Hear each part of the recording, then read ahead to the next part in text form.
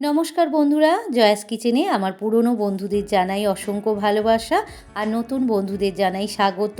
তো বন্ধুরা, আপনারা সবাই কেমন আছেন? আশা করি সবাই ভালো আছেন। আজকের আমি দেশি ডিম দিয়ে একটা দারুণ স্বাদের রেসিপি নিয়ে এসে হাজির হয়েছি আপনাদের সামনে। আজ বানাবো ফুলকপি আলু দিয়ে দেশি ডিমের ডালনা। তো বন্ধুরা, ভিডিওটা প্রথম থেকে শেষ পর্যন্ত দেখার অনুরোধ রইল। আশা করি আপনাদের খুব ভালো লাগবে। এই রকমভাবে দেশি ডিমের ডালনা যদি বানিয়ে বাড়িতে খান, খেতে অসাধারণ লাগে। দুপুরবেলায় ভাতের সঙ্গে খুব ভালো লাগবে, আবার রাত্রিবেলা লুচি, পরোটা, রুটির সঙ্গেও খুব ভালো লাগবে। তো বন্ধুরা দেখুন আমি কি করে দেশি ডিমের ডালনাটা বানাই। তো চলুন শুরু করা যাক। ডিমের ডালনা বানানোর জন্য এখানে আমি নিয়ে নিয়েছি আলু। আলু, একটা বড় সাইজের আলু বড় বড় টুকরো করে কেটে সেদ্ধ করে নিয়েছি। আর নিয়েছি ফুলকপিটা আমি একটু নুন আর হলুদ জলে হালকা ভাপিয়ে নিয়েছি টমেটো কুচি, পেঁয়াজ কুচি, রসুন কুচি আর ডিমটা সেদ্ধ করে ভালো করে খোসাটা ছাড়িয়ে নিয়েছি। গ্যাসের উপর আমি একটা কড়া বসিয়ে দিয়েছি। কড়াতে বেশ কিছুটা সাদা তেল আমি দিয়ে দিলাম। তো বন্ধুরা, আজকের আমি সাদা তেলেই রান্নাটা করব। ওই তেলের মধ্যে দিয়ে দিলাম অল্প একটু হলুদ আর অল্প একটু লবণ। এবারে দিয়ে দেব সেদ্ধ করে রাখা ডিমগুলো। ডিমের গায়ে আমি একটু হালকা করে 2-3 জায়গায় চেলা করে দিয়েছি, যাতে ডিমটা ভাজার সময় ভালো করে নুন হলুদটাও ঢোকে আর খেতেও টেস্ট হয়। এবার ডিমগুলোকে লাল লাল করে ভেজে নেব। ডিমগুলো লাল লাল করে ভাজা হয়ে গিয়েছে। এবারে আমি ডিমগুলোকে একটা পাত্রে তুলে নেব।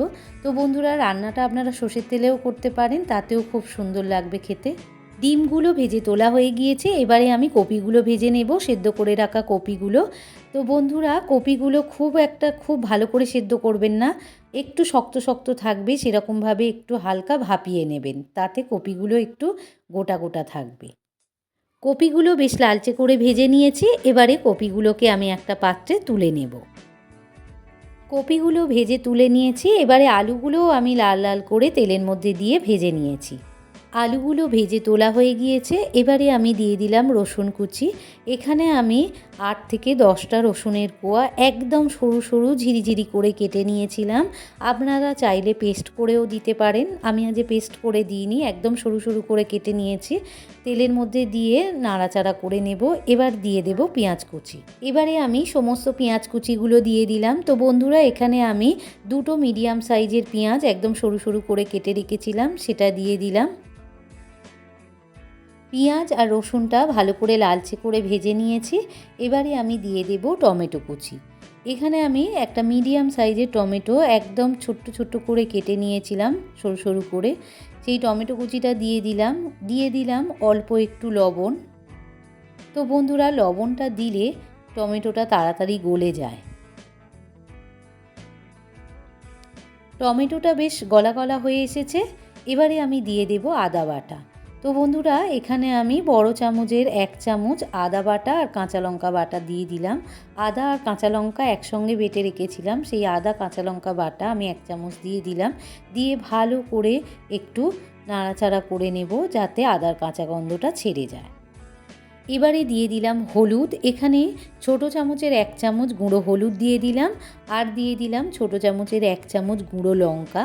তো বন্ধুরা, ঝালটা অবশ্যই আপনারা আপনাদের মতো করে দেবেন। আর দিয়ে দিলাম স্বাদ মতো লবণ। এবার সমস্ত মশলা একসঙ্গে মশলাটা ভালো করে মিশিয়ে নিয়ে ভালো করে কষিয়ে নেব।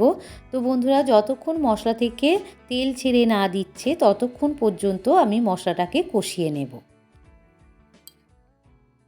মশলাটা ভালো করে কষানো হয়ে গিয়েছে আর মশলা থেকে বেশ তেলও ছেড়ে দিয়েছে।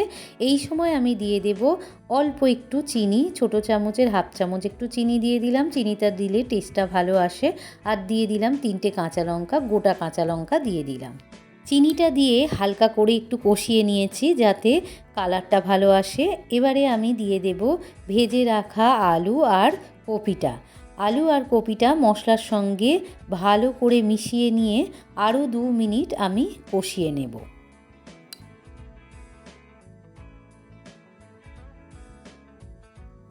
কপি আর আলুটা মশলার সঙ্গে বেশ কষিয়ে নিয়েছি। এবারে আমি দিয়ে দেব জল।